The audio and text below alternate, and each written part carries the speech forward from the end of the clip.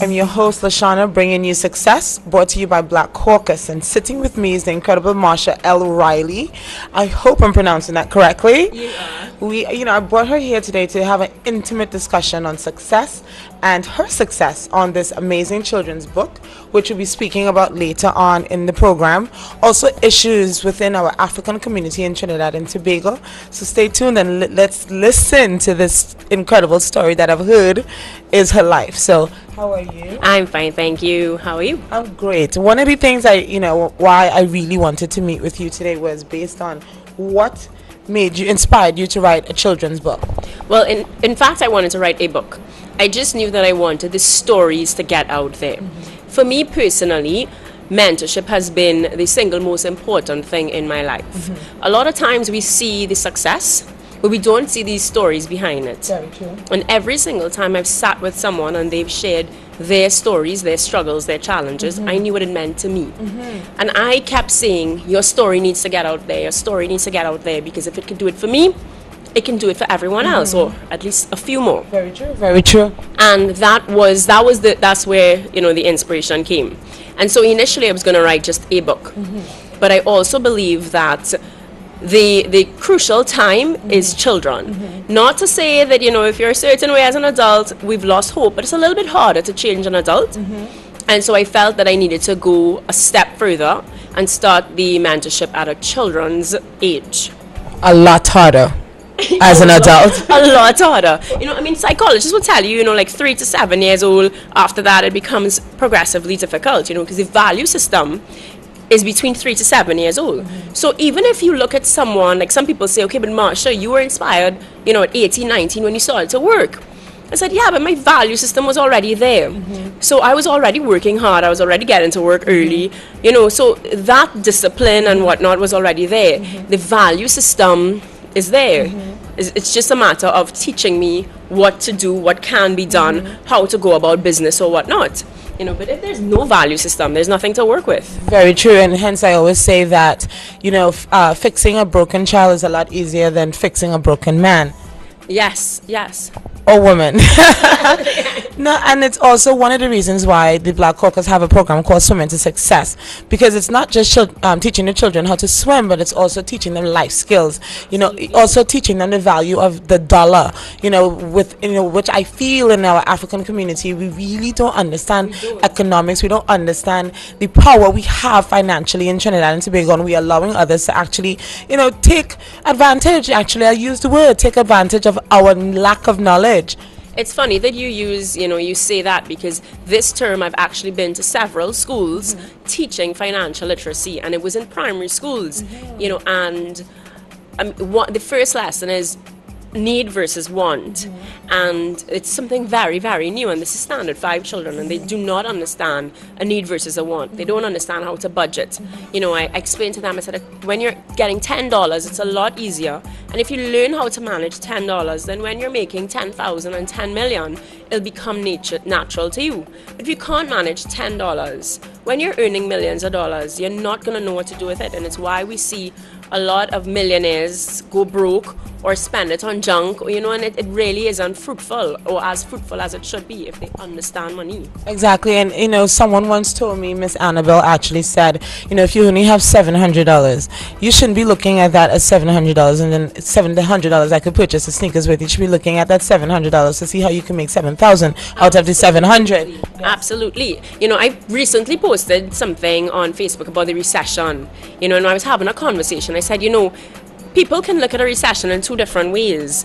For me, even looking at just being broke. When I was a month ago trying to print my book, it's like I have no money, like none. And you can go, okay, well, I have $500, as you say, $700. So I'm going to use that $700 to go to the grocery, or I'm going to be like, you know what, we're going to eat cricks and cheese, because that $700 is go towards printing my book. Mm-hmm. Because I know that cricks and cheese is fine for today, but if my book gets out, then, that can convert to $7,000. But at the end of the day, if I take the $700 and go and buy maybe some macaroni pie, then the book never gets out and there's no chance. You know, macaroni pie goes in, comes out, that's it. And the $700. Definitely, and you're investing also in your. She has a lovely daughter, and your daughter's future, and it's also something that we're lacking in our community. We're not leaving anything back, and what's happening is that many persons are starting businesses already with money left for them.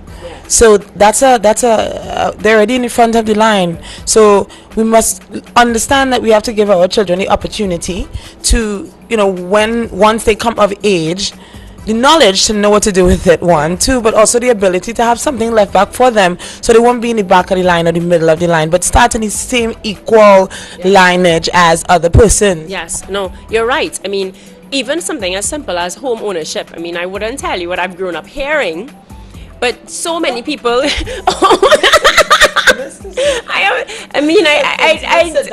know. Do not say anything.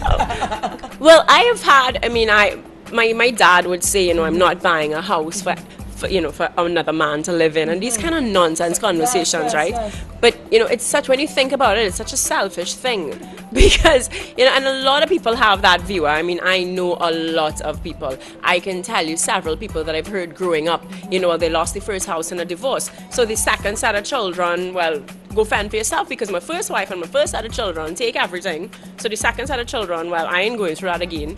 Because, it's like, well, I'm leaving something for somebody else to take. No, you're leaving something for your children to have, something as simple as you spoke about businesses, but home ownership, all these different things. It's something down the line, and we think so small, we don't think generations down the line. Somebody asked me, and people are saying that I'm becoming a little activist. I've developed. Hence the reason why we're sitting here today. Apparently. And, a lot of people say, but you're never going to see change. And I said, at the end of the day, it doesn't matter. When you look at trees that take 20, 30, 40, 50 years, you look at like mahogany, we may not see it, but my child will look at it, she'll take it, hopefully, take up the mantle, and maybe it won't be her, maybe it will be my grandchild. And eventually, 30, 40, 50 years from now, we'll see education reform, and somebody will go, it's because she started it, and I heard this and I heard that. And so we don't know that the seed that we plant today, what's going to reap 2-3 generations from now. Somebody has to start the conversation. Somebody has to think 200-300 years down the line. Definitely. I mean, I've been lucky and blessed to have a father figure I could look up to that have shown me, what happens when you actually put vision and mission to, into one. Because many years ago when he first started Soca Monarch, I mean, what the prize was, $20-something thousand, I believe, and now today it's $2 million, and who would have thought that at $22,000, Super Blue would have won it at one time, and then his daughter Faye $1 million. That was a vision. Who would have thought that? I'm pretty sure he did not think of that. You understand? So we do. And one of the reasons why we have the Black Caucus program, Success, brought to you by BCM, is to actually give visual stimulation now, because we do talk, and we don't give up talking, because at the end of the day, like you said, you never know. You never know that one person you might touch, because if you think about it, Malcolm X, right? Absolutely. If one person didn't get to Malcolm X, we would not have a Malcolm X today. And if one person, who I'm pretty sure many people would have assumed that he would have become nothing, he was, jail, violent, no knowledge. But I always say, Marsha, knowledge is power. It's not about, the clothes you have, the materials that you are able to buy, but knowledge. Because when you get knowledge of oneself is when you realize the real true power that you hold within you, that you then could pass on to others. That statement is so deep, and I don't think people understand that, the knowledge of the power that you hold within you. I tell people, we don't need anything else, you just need you. That's all you need. When I mentor a lot of young people, single moms all the time reach out to me on Facebook, like especially moms that want to try to work from home, because I'm a single mom, full-time mom, by the we do the hustle and bustle all over the side, and I'm a homeschooling mom. And how do you do that as a single mom? So lots of people reach out to me and I say, listen, you need nothing else. You don't need a better situation. You need nothing else but you and, well, God. But you know, when you think about it, God lives inside of you, power inside of you, and it's such a such a deep statement, because you are all you need, and each person, we hold so much power to make a difference. You know, when people talk to me about, I'm very passionate about education reform. That's a big, because for me, it all comes down to the next generation. We're not going to see crime fixed in this generation. We have to start to look forward. We need to start to look at the parents. You know, talking about fixing the jail and fixing the this and fixing the that. That's like just putting a plaster on it. We need to go further. We need to start to talk to parents. We need to, I believe in forcing good parenting. You know, parenting is too lackadaisical and too casual now, because we can either produce the future leaders or we can produce the future problems. And that, you know, so I'm big into education reform. And I have people all the time go like, you're not tired, you're not this, you're not that, why don't you concentrate on paying your bills? And I say, listen, if somebody didn't talk about slavery and everybody, and he just turned away, I say, y'all know where y'all would be right now? I said, I mean, it always seems crazy and it always seems impossible until somebody does it, and then later on you kind of go, wow, thanks for that, eh? Yeah. You know? And it's funny that you mentioned that, because if someone didn't speak about slavery, where would we be right now? But you know, I like to take it even a step further. You know, there's so much knowledge and there's so much history, rich history, that can influence our children to really understand the power they will hold within. Because like I said, I really believe in visual stimulation, and you must admit that definitely within the African community, our history is lacking. You know, that month, History Month, which is only in America, it's not even in Trinidad. There's so many people like Henry Sylvester Williams, Torre, so many people that have done, achieved amazing. Halloween is in Trinidad, but Black History Month is not in Trinidad, huh? I just feel like I feel like a little question mark just came above our both heads. And so again, you know, these persons have done amazing things within for the African community, and so many children don't know who they are. So many children I gotta say it again, don't know who they are. And again, you know, this is why the Black Caucus is here. You know, a lot of people say, I don't want to deal with any Black Caucus. You know, they don't understand that the Black Caucus is here for the upliftment and the fulfillment of the African community, because at the end of the day, we are lacking. We're lacking in so many social issues. When you open the newspaper, it's you seeing what's happening. I think you're being a little too honest for people. I know that. I mean, that for me is like, I'm all about being like harsh truth. It doesn't make sense me wrapping it around. It doesn't make sense me lying. Let's just be honest. And a lot of people can't handle the truth. A lot of people. I mean, I've had to figure out, okay, how do I say underprivileged or less fortunate? Because even when you're going to help someone, they don't think that they're less fortunate. So how can I fit into this less fortunate? And I'm thinking, dude, have you, like, let me take you to the other side of Trinidad, yes, and you'll see that you're less fortunate, yes, you know, or a lot of times you're having conversation and they don't see that they have a problem. They don't see that they're lacking vision. Lack of knowledge. They don't see that, you know, that they're where you see they are.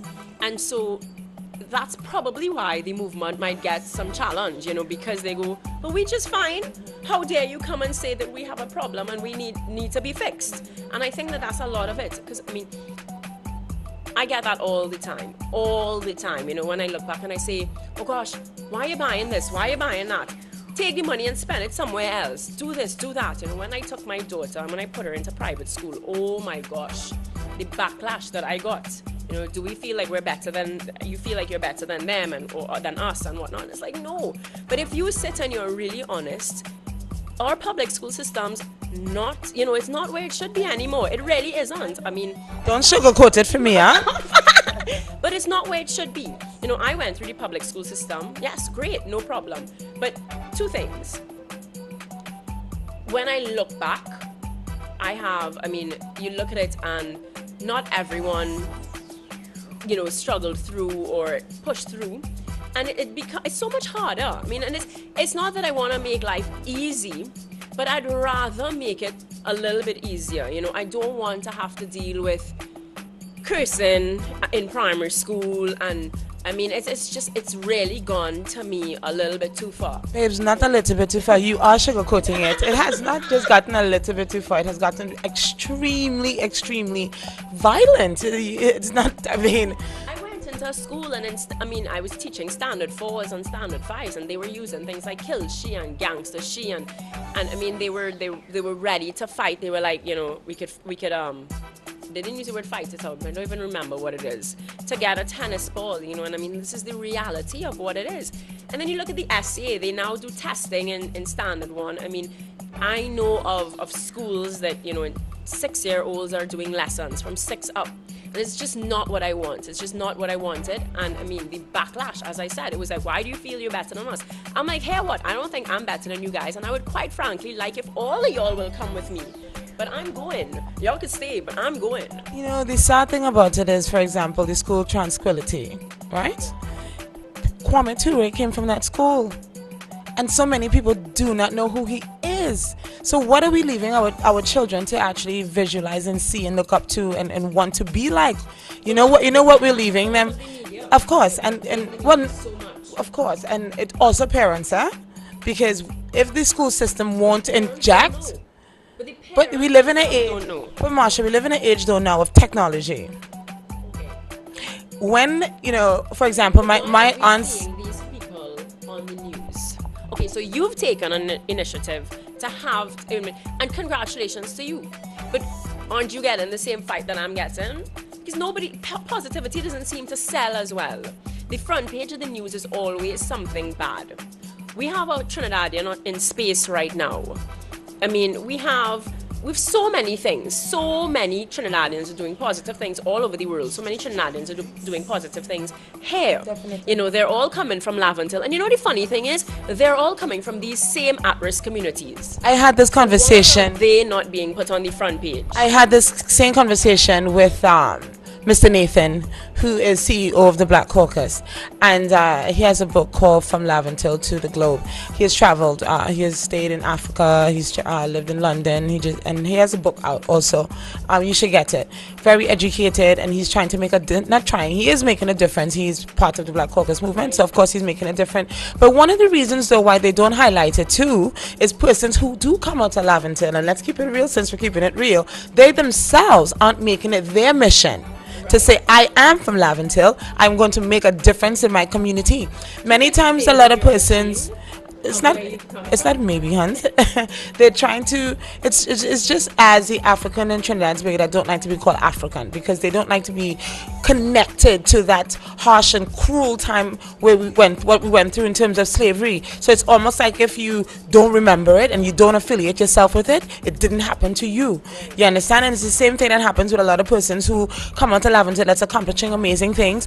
They're not standing out in the forefront and saying, I came from Laventille, I am going to make a difference in my community. Because honest, let's keep it real, right? So many people did come out to Laventille making good amount of money. Why does Laventille look the way it still does?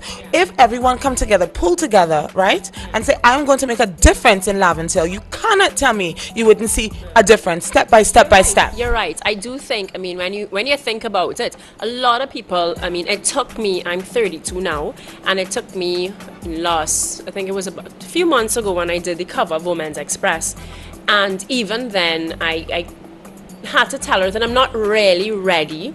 So many times, because I've had people justify, well, your parents are still alive, or you're this or you're that, you don't want to hurt anybody or whatnot, But that was the first time people that were around me, because I say I have two sets of people, the then and the now.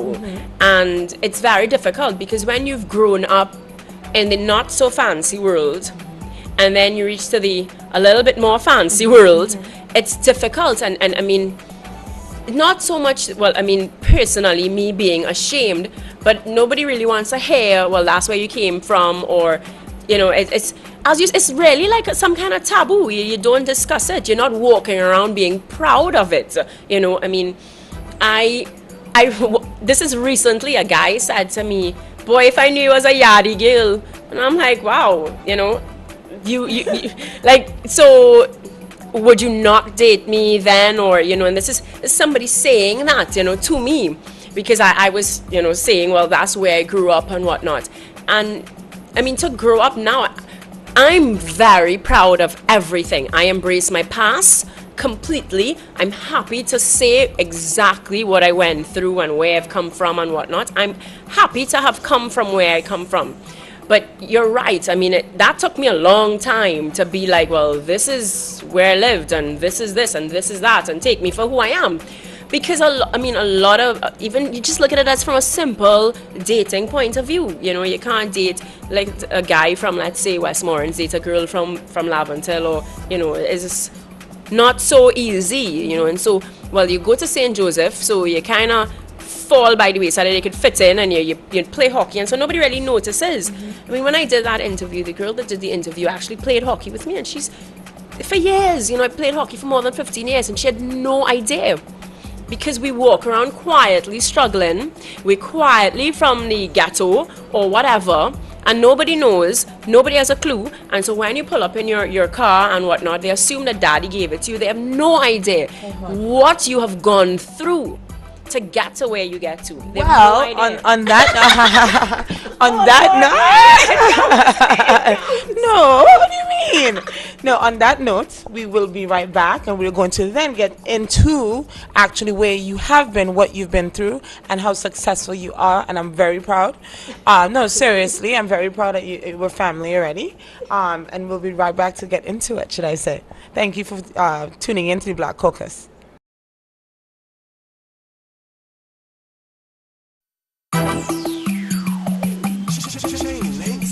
But one of the reasons why I actually wanted to interview you was the fact that you did come from humble beginnings, and I would like you to be an inspiration to our African brothers and sisters out there to understand that they can do it too. Absolutely. My parents got divorced when I was 12, and so I moved from what would be, you know, middle income to a not so middle income, because my mom took the high road. She left with nothing, and we went into my granddad's home. He had left a house, you know, thank God for that. But the house at that time was a little bit dilapidated. It was in an area where, I mean, we're not on the news for great positive things very often. You know, it's who's getting shot at and that kind of thing. And I mean, just to describe the situation, it was a 3-bedroom house. So 1 bedroom is myself, my brother, and my mother. In the next bedroom is my aunt and her son, and in the 3rd bedroom is my mom's brother, who happened to be a drug addict.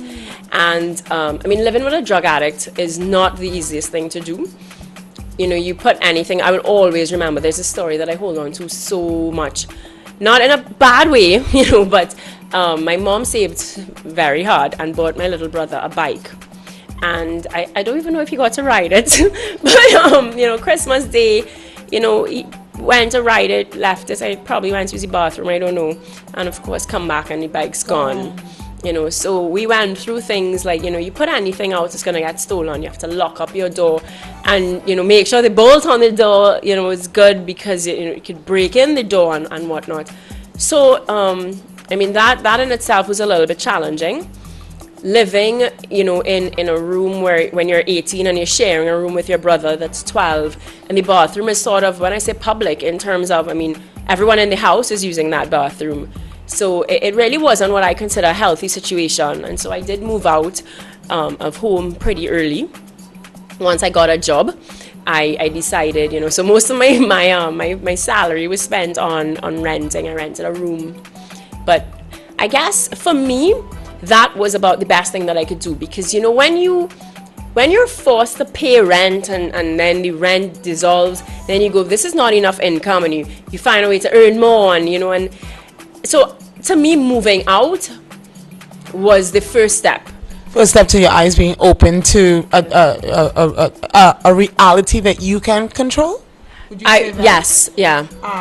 You know, when I hear this, the first question that comes to my mind is, other than that dose of reality waking you up, right?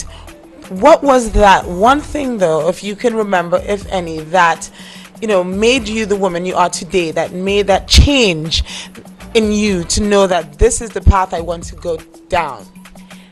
Oh gosh, well, we have to send the show to them. I mean, my first boyfriend, his parents, I mean, I would always remember it. You know, they were you know, they're actually well known in society, and again, going to school in St. Joseph and living in an area that's not prestige can be a challenge sometimes. And of course, right next door is St. Mary's. And so the friends that were with me at that point, I do hold them daily.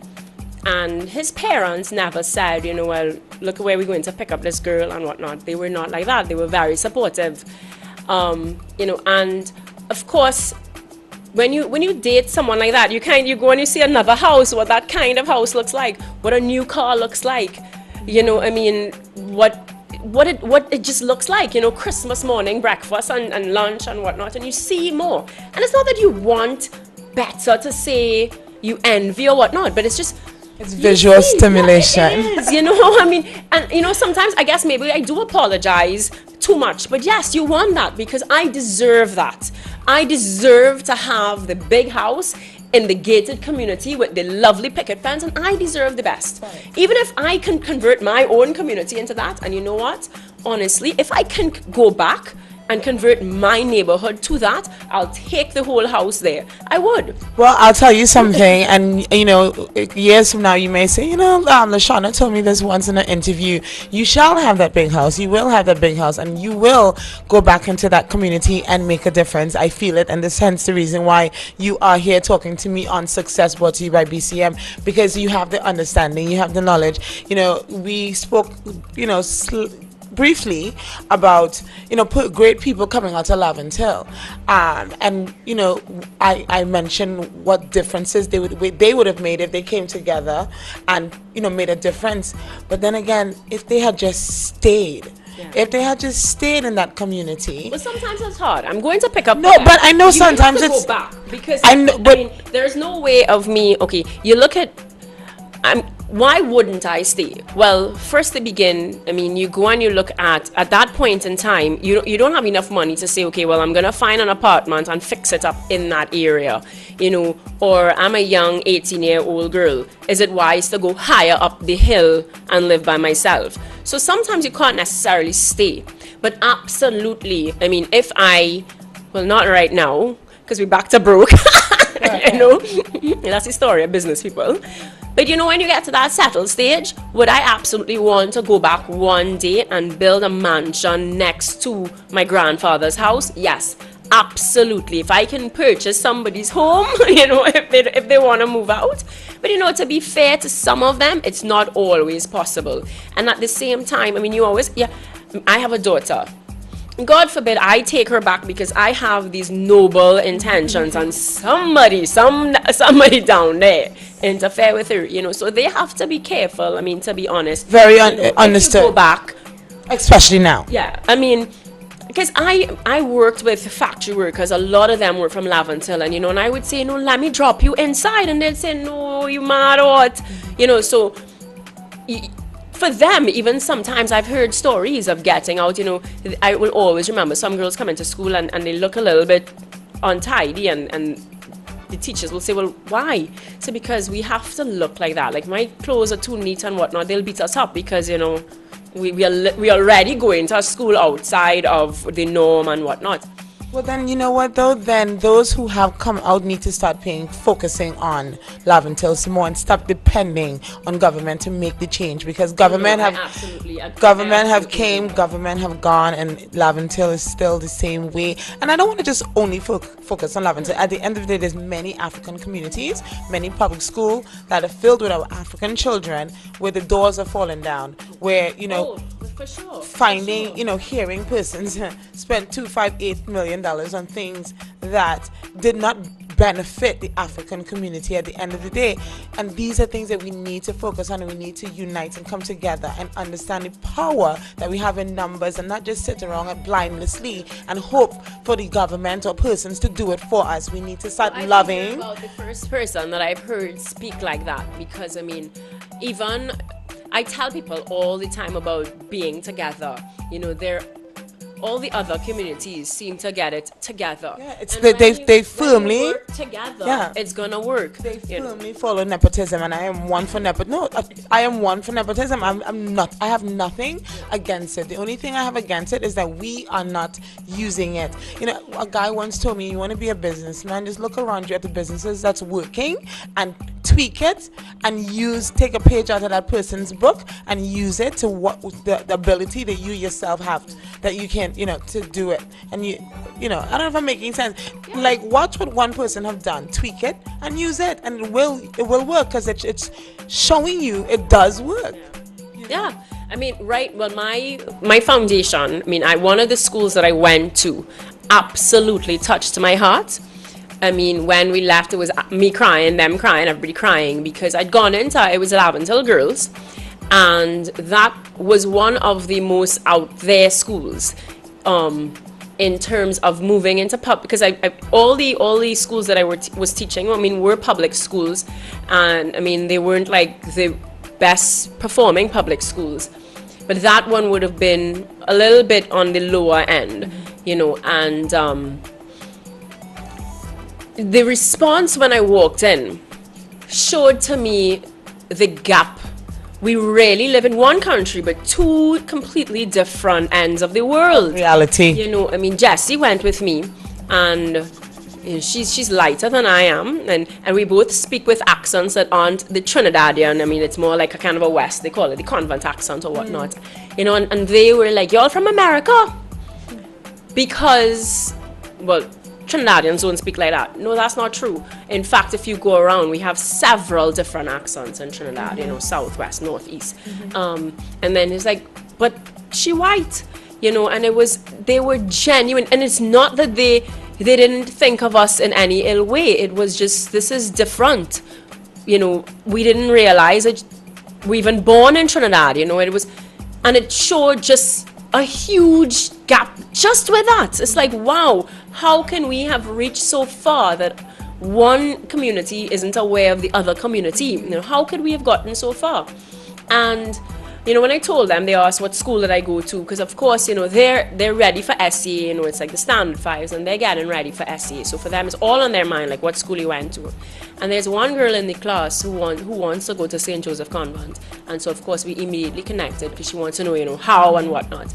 And so I told them, I said, look, let me get through the class, what I came to teach. I said, I promise you I'll tell you my story.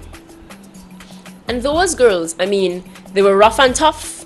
By the time I finished saying, this is where I came from, this is what I went through, and this is who I am now, because I refuse to take no for an answer. Exactly. I refuse to believe that is my destiny. And I gave them 20 minutes, and the girls there, their eyes watered. They just softened, they melted right in front of me. Yes. And it's those girls aren't like that because they want to be like that. They just don't know. And my next project is to get the parents together, because I was a PTA president, so I know how much money can be raised doing bake sale and movie night and these kind of things. You have a huge courtyard, put a projector up, show a movie, and everybody pay $5. We sit down on a blanket, we all get together and we watch a movie. You know how much money you'll raise? $5. It didn't cost them nothing. Come on, $5. Very true. Very true. That going to paint, or you know what? It's going to buy a fan. These children are in classes that are hot with no fans. And Marsha, though, this is the part that drives me absolutely mad. When you read the paper of millions of dollars of money, I can't stop, in person's bank accounts. Millions of dollars. Trinidad is not a poor. We are not a poor country. When I first came here, I actually said, I've never seen so many exotic cars consistently everywhere than in Trinidad and Tobago. Yeah, yes. The thing is, and we can say, okay, well, it's kind of, how Jamaica used to be long time ago. So you have the very rich and the very poor, and that is still not the case. I've recently been fighting about the box lunch situation in Trinidad, because of course now we give away free breakfast, we give away free lunch, they get bottled water, And I just think, I'm so fed up of people coming on the news talking about they're waiting on government and they're waiting on government and they're waiting on government. If I waiting on my parents to give me a house, or I wait on my parents to give me a car, or I wait on my parents to give me an education, I'll be nowhere. You still be waiting. I'll still be waiting. And so, you I kind of look at the government as your parents. We need to do something. No problem. Yes, the government should assist, and yes, once, because I beg in the government for some money for my book, but at the same time, I can come and say to them, look, I've done my bit, and look at this book, and I'm giving you a good product, and I'm saying, hey, what? Let's take the book and get it into schools, and I'm going to free of charge walk around and read the book and talk my liver string out as well. Exactly, and it has to be a meet me halfway. Of course. You can't go, okay, well, we're begging, but you're not getting creative, and your PTA is not active and really out there raising funds. Well, we have a saying, divided, we beg, united, we bargain. I love it. And it's the truth. Because, let's be honest here, the African community in Trinidad and Tobago on a dire form in terms of the money, we are at the bottom. But yet, we are made up of 68%. I include Douglas, by the way, of course. So I'm so happy because somebody didn't know where to put us the other day. Somebody told me, well, we don't know where to put y'all. And that's because they don't know their history, and we're not talking about history from slavery. We're talking about going back to the roots, because without roots you don't have a tree. And so how can you then try to label a branch that come from a root, because you have to start from the root, and civilization came from Africa, but we're not going to do the history today. But what I was saying is, at the end of the day, though, we are made up of 68%, and we are the number one consumers, and we spend you ready for this? You probably know, $2 million a month.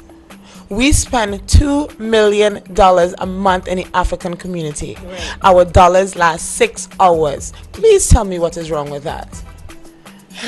I don't know where to start. But it comes back down to it. I don't think that there is a recognition that there's a problem. I don't think so.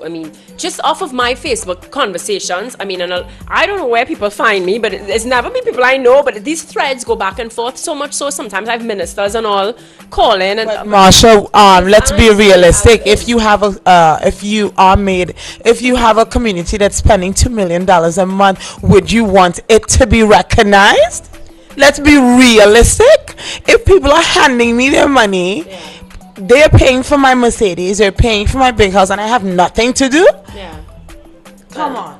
Who is going to really put the work in to educate them that this is what you should be doing with your dollar? You could pull together and open your own business. Exactly what you are doing, you could do it on your own. Just small baby steps, or having a unity or a place where they can go to learn how to actually do business, how to, even if it's small. Business doesn't mean being a big, No, it does not. That is something that actually of late I've realized, because I always, not that I don't want to be huge, but I've always somehow thought that unless you're like huge, you're not going to be that rich. But I've looked around and kind of gone, but wait, they live a good lifestyle and they own like a really tiny business and they own. But I guess you're right. But for me, I don't believe in blaming anybody else but myself. No, but the problem, at some point, I hate, because you're real brave, because I find like you're real coming down on the black community. Somebody going to bomb me up just now. But the thing is, no, and I'm a firm. But you have to admit that you have a problem. That's the only way you're gonna go. Yeah, and I'm a firm believer in that you can, once you're. God, my father is William Monroe. I'm a firm believer in you can make what you want happen. But I'm not talking about. I'm tired of that 10% of persons who have that within them. We are all not the same. My name is Lashana, your name is Marsha, right? Agreed. So we do have to install programs and certain things for the little ones to bring that out of them. You're talking to the converted. Exactly. I believe in mentorship. Exactly. I absolutely believe in mentorship. But maybe I'm sounding like I'm getting tired in terms of like, how do you? Because it is a little bit frustrating. I've mentored myself all the time. I mentor from all areas, and you have to be willing to admit, and a lot of times when we finish, it's like they hate me because I'm telling you the truth. And you're right in terms of, but then that comes back down to the 10%, because for every 10 people I mentor, one really takes it. Right. Because I had to be willing to hear what needed to change in me. Very true, but let me share with you something that happens though when you tell people about their history. There's a reason though why the African community, and forget the African community here. There's a reason why the African history, they went through such great lengths to destroy the history, because once you know history of one's kind, there's an inner strength that automatically comes in to play. See, so if you don't know oneself, that's when you have to kind of force persons to listen. Right. But once you know your history, there's an inner strength that's there. You're spiritually right. You're also right. that happens. And this is why you would see other communities, they know their history, they're proud of their history, they celebrate their history. You see their history in restaurants, you see their history in their businesses, in the corner, their Buddha or whatever it is. They know their history. And the thing about it is, Africans' history is not slavery. That is not our history. Right. That's something that happened to us, but it's not who we are, what we have accomplished. The fact that we gave mathematics to the world, the fact that we gave economics to the world. So if persons knew this though, because they don't, if they knew this, someone telling them that you cannot do math or you can't do business wouldn't even make sense to them. Right. So You're right. it's these little things that we have to. So then what do? Do what Black Caucus is doing. Then I guess so. You're right. Do you guys have plans? Oh God, check me now. I'm going to interview her, right? Do you guys have plans for bringing in Black History Month into introducing something like that to Trinidad? So I am so passionate to see, and I don't want to say black because I am Douglas, so half of my family are Indian, and they seem to be happy-go-lucky where they are as well. Or again, not necessarily. I wouldn't say that it's so in terms of the history. I don't know. I don't know what it is, but you mean why they're comfortable with being Indian? Yeah, but but being, just not reaching for like the absolute best that can be, or spending badly, or because it's not just the Black community now, because of the figures. I never said it was just the Black community, but when you have it's not even about a focus, it's about numbers, bottom line. And if you have 68%, and if you open a newspaper and you see majority of persons that look like me dying, and you see majority of children who look like me in public schools, and the public schools are falling apart, when you see majority of people who look like me live in areas like Laventille, when you see majority of people that look like me that set up little booths for carnival along the park, and then you have where people that don't look like me have the power to say, you know what, the bands won't pass there, and persons who look like me aren't making money because of that, then I have to talk about these issues, and there's 100 more of those issues that's prevalent in Trinidad and Tobago. I have not found somebody who's so brutally honest in a long time, and it's refreshing. You haven't spoken to my brother yet, have you? No, but that is very refreshing, because you're absolutely right. You are absolutely right. It's not that I'm saying I'm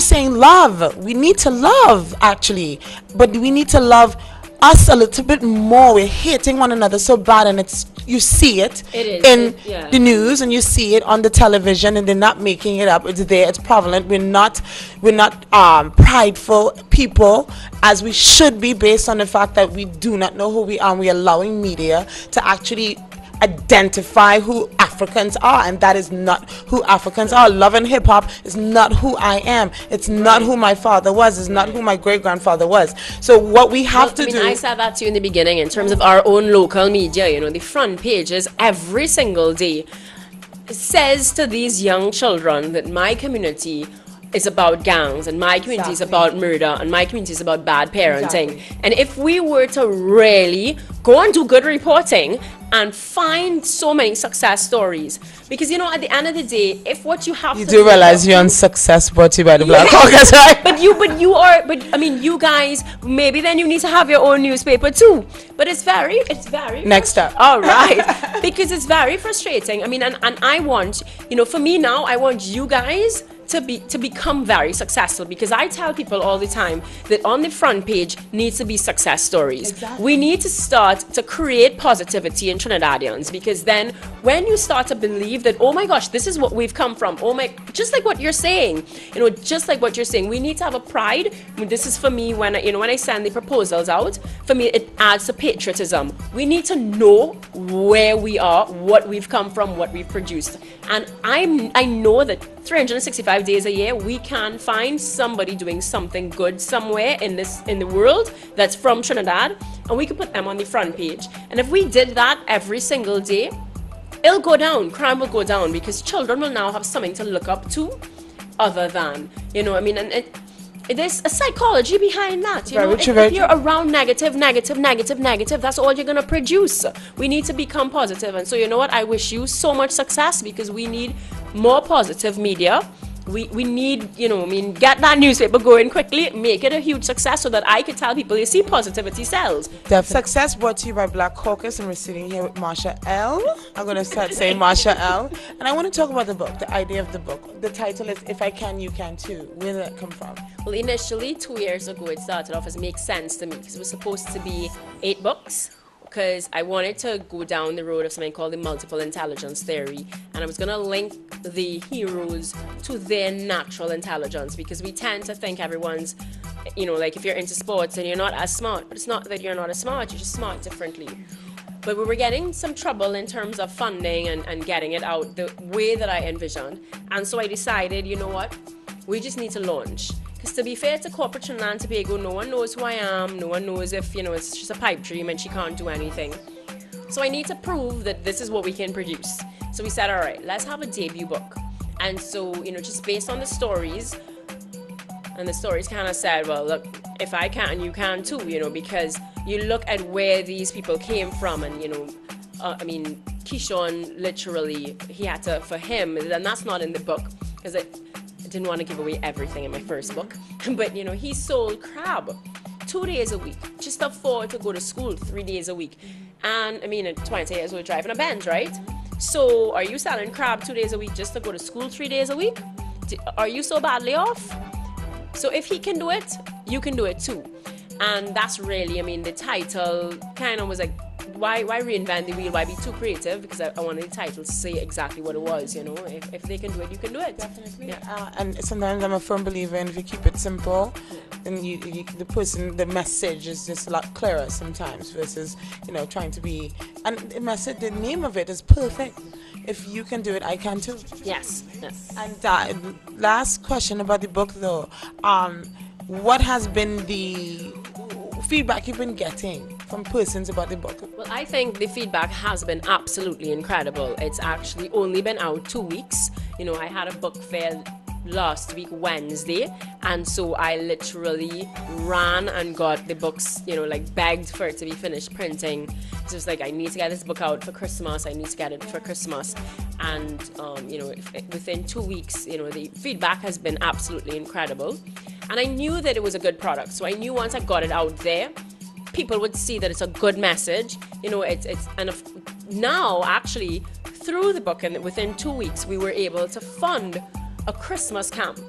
So my same Laventel girls that I've fallen in love with, we're having a Christmas camp. So 10 girls will be chosen by the school, and we're going around. So like, for instance, they're gonna be at TV stations behind the scene, radio stations behind the scenes. They're gonna go to a football club behind the scenes. They're gonna go to media houses, and a lot of different things where they can see, have you ever thought about reading the news? Have you ever thought about what it takes to produce the news? You watch it on television, but look at how many jobs are out there. And more importantly, a lot of the businessmen that are behind these companies will tell their stories, because there's a lot of phenomenal stories out there in Trinidad and Tobago. Very true. And so the girls, I try to get a lot of women as well. So the girls will get to hear, women that have struggled, that are entrepreneurs now, look at what they're doing, their moms, their wives, and they're able to do this. And so the girls will have a very interactive session for 5 days. And that's called a piece of me. Because all we're asking the business community to give is a piece of themselves. We're not asking for money. We've raised the money through the sales of the book. And again, for the foundation, our whole thing is that, look, you don't even have to depend on grants. If you create a business where you have a profitable leg, so we sell the book, I tell people all the time, when you pay $100 for a copy, yes, you're inspiring the person that's reading it, but your proceeds are actually going to fund me going around to schools. I mean, I've done, little football clubs. I've gone to a few schools. I mean, I have a book reading tomorrow, because I don't want to just give away the book as well. Because, you put it in their hand and drop on the ground and I will see the book all over the place. Yeah. So for me, it's about, when I give away the 10 copies of the book or the 30 copies of the book, I'm going to give it and I'm going to be there talking about it. You may not necessarily be reading it, you don't want to bore the kids, but say, this is what Mailing went through, this is what Rhea went through, this is what John, Keyshawn went through, and have the book there, make it come to life. And I mean, I've seen the schools that I've gone to so far, even the teachers, on my Facebook page, there's a parent who was there for the football club. She wrote something saying this needs to be in every school. One of the coaches did a little video, because everyone when they read the message, they go, oh my God, this needs to go into every school. This really needs to get into every school. So the messages that have come back have all been positive. We actually have a few large companies that are, they have asked for proposals in terms of what's the foundation's plans, etc. And then, of course, the companies that came on board to do the Piece of Me camp in such a short space of time. Again, that just speaks to how the book is being received. Within 2 weeks, we were able to put together that camp just because they now have faith in us that this is what you produce. So you're not just this girl with this pipe dream for mentorship, being able to really make a difference and change the way, me starting off with 10 kids. Hopefully by the end of it, we'll be able to do the whole of Standard 5 and Standard 4. Next year, my vision is that this Piece of Me camp touches so many different communities, where the kids really get an appreciation for what's out there. Because we need one-on-one mentorship as well.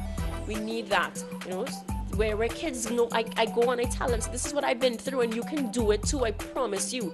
And for me as well, I want to get to the parents, because there's nothing worse than setting a child on fire and sending them home to parents that go, whoosh, put water and out it. Yeah, which is why our Swimming to Success, we actually also, not just the kids we teach about life skills, we also teach the parents. Have to get to Definitely, the parents. maybe we can even set up something where once the success starts back, so we could entwine a book reading, or we'll talk, you and I, we're family now, so forget it, it's over. But for those of you who are paying attention, go out and get the book. It's called If You Can. If I can, you can too. Thank you. So go and get it. It's very inspirational. Every child should be reading it. And this is a success story brought to you by Black Caucus. And we'll be with you tomorrow at the same time at 9:30. Thank you for tuning in to the Black Caucus program.